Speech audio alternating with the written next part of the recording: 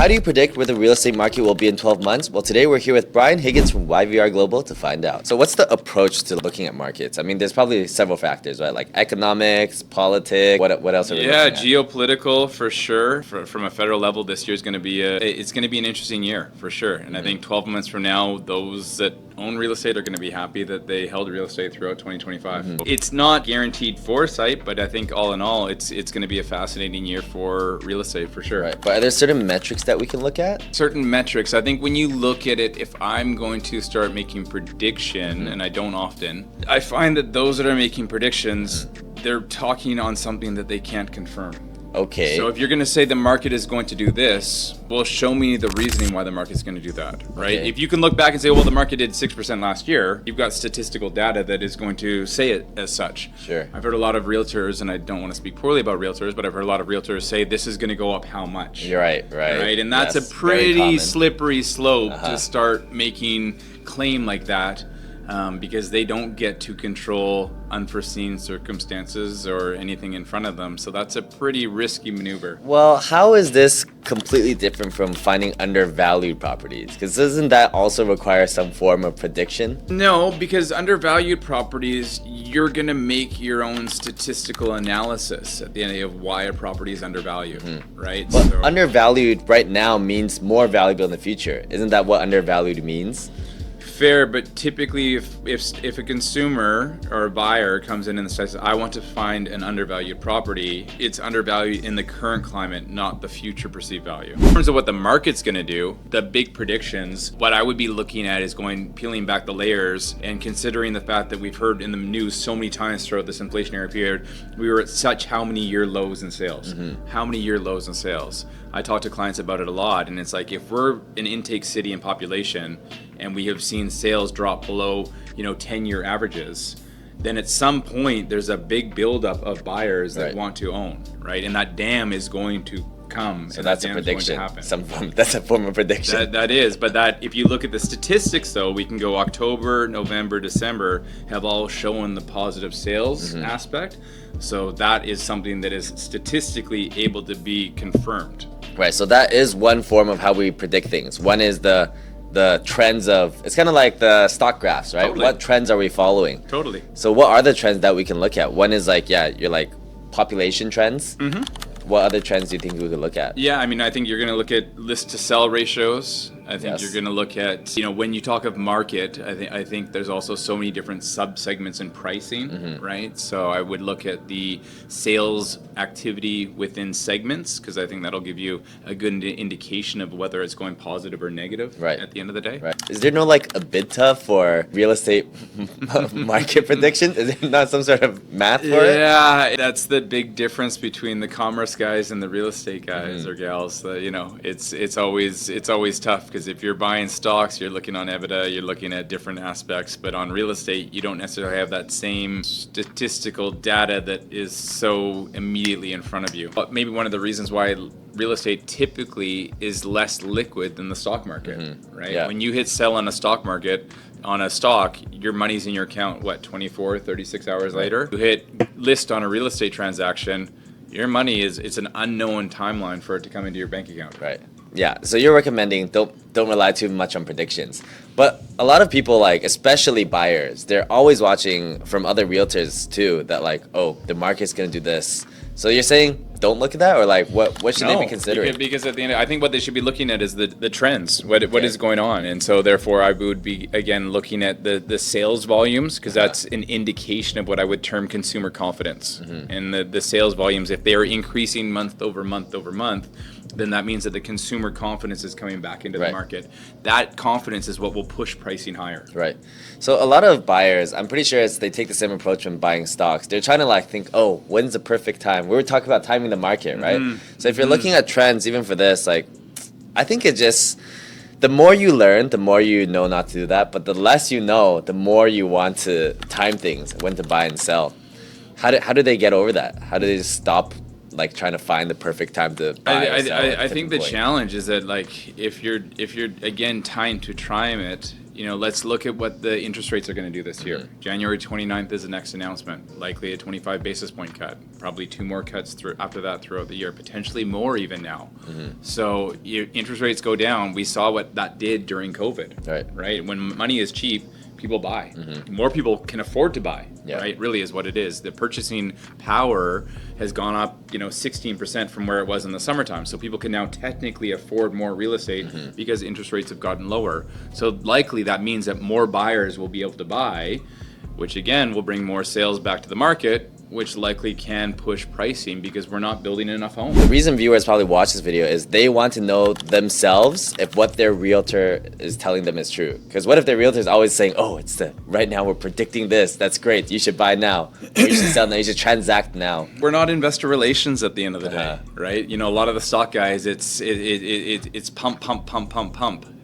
Real estate isn't a stock. Real estate is an asset that's very safe to own when it's bought incorrectly. Right. It's scary. When it's bought correctly, it's exceptional. But we're talking about just buying. What about selling? Selling, it depends, because what's your motive for selling, right? If you're selling a property that is a rental property that you've owned for a while, if you're talking about a certain condo in some sub area where the rent is barely covering the mortgage and you've got a few $100,000 sitting there and it's done nothing in the last 3 or 4 years, well, is that money better? We talk to clients a lot, in terms of the capital. Is the capital better staying in the condo or property, or is the capital better utilized in other investments? Right. Well, I think one thing that people just want to avoid overall is fear of losing a lot of capital suddenly, usually in like big recessions or like big drops, right? So people don't really care about how much it's going to go up as much as how do they avoid a sudden drop in their value. I mean, news came out yesterday that technically we're in a recession, and what has real estate done during this recessionary period? It doesn't feel, but I mean, compared to like, what was it? Was it 2008? When was the last? 2008 was, the US recession. I was smaller, but everything felt like there was panic. Right now, I don't feel panic. There was panic because major banks were falling. Lehman Brothers fell, right? So that was different. But even when you look at that panic, what did that do to the Vancouver market? That panic dropped the market. By the time October 2009 rolled back around, that had only clipped our market 5 points. Okay, 5 points meaning 5%. 5%. Okay, so it's purely like a emotional.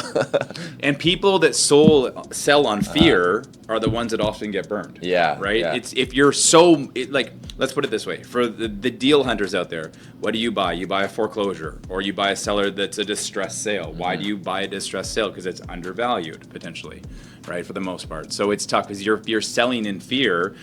Go back to more recently. Let's think of when COVID happened and what happened to the stock market in, what was that, March 2020? It was cratering, and the seasoned investors stayed in.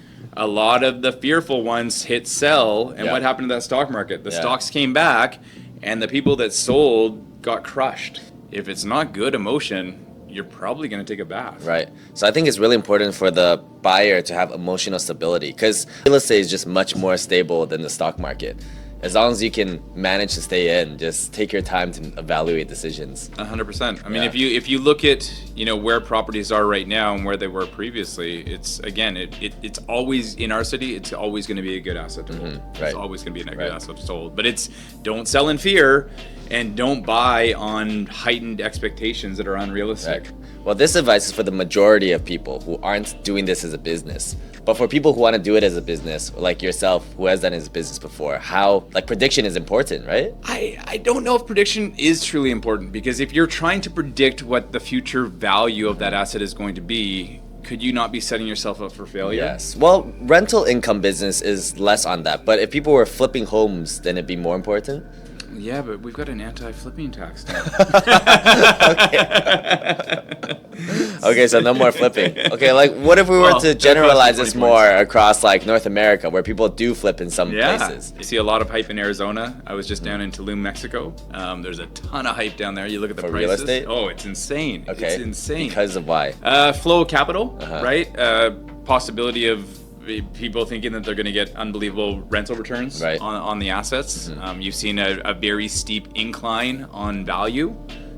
So it's it's one of those things. People always love the trend when the trend is your friend. Yes. Right. Yes. So yeah, I was talking to a number of clients that have assets in Dubai, right, and what the Dubai market has done, and you see a lot of money, Russian money and global money flooding into Dubai right now.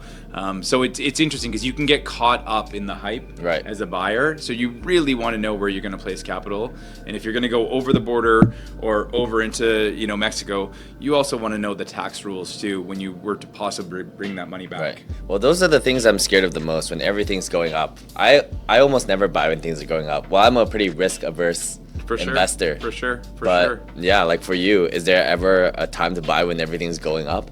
Yeah, I think for a lot of the investment clients that we've worked with, we've tried to go against the trend, right? Where it's like, when people were scared in 2023, I had clients that made some phenomenal acquisitions where they're up 7 figures on properties because they bought when everyone else was not buying, right? And so I think when you look at the greater metrics, the fundamentals have been the same since I started in real estate sales since 2012. We're supply and demand driven, right? And so the demand can get dampened by government or dampened by interest rates or dampened by, global economic situations. But at the end of the day, we continue to not supply enough product into the market. And then when the market takes off, well, those that bought when everyone was not buying, those are the ones that have done exceptionally well. Yeah. I mean, that's just something general that applies in life. Like, because this is a buy and sell, right? For sure. So it's if you, transactional. Yeah, if you want to make money, you have to be the minority of people making the majority of people's money in this circumstance. Yeah. And then there were the lucky ones. I mean, you look at a lot of the families that, happened to come into Vancouver from be it within Canada or internationally and come here years back. And now they've made incredible tax-free nest eggs because they happen to buy a house. Right. So there's a lot of lucky millionaires too. Right.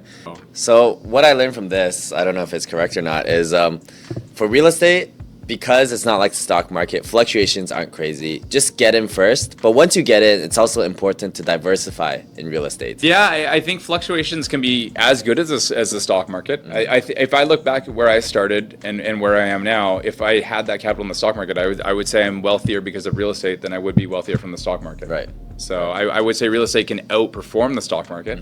But I think that in terms of where to place, how to place, what to place, yeah, I mean, of course, people do like to have varying degrees of different eggs in different baskets and that sort of thing and holding different assets. But I think when you look at the overall market, real estate, it can still continue to be a very good wealth builder. There's no doubt it can. And in Vancouver, be it the government in BC, be it the government in Canada, I think that there's still always going to be opportunities in any market. Right. So how do we sum this all up? One is don't try to over-predict. Right? Don't worry about predictions. Look at past precedents, look at future opportunity, and place your capital where the demand is going to continue to outgrow the supply. Right. That is going to be better than hoping for predictions that you can't fruitfully qualify or quantify. Okay. So that's how you know where the real estate market is going to be in 12 months. You don't. 8%. Okay, if you guys enjoyed this video, make sure to like, comment, subscribe, and check out this video.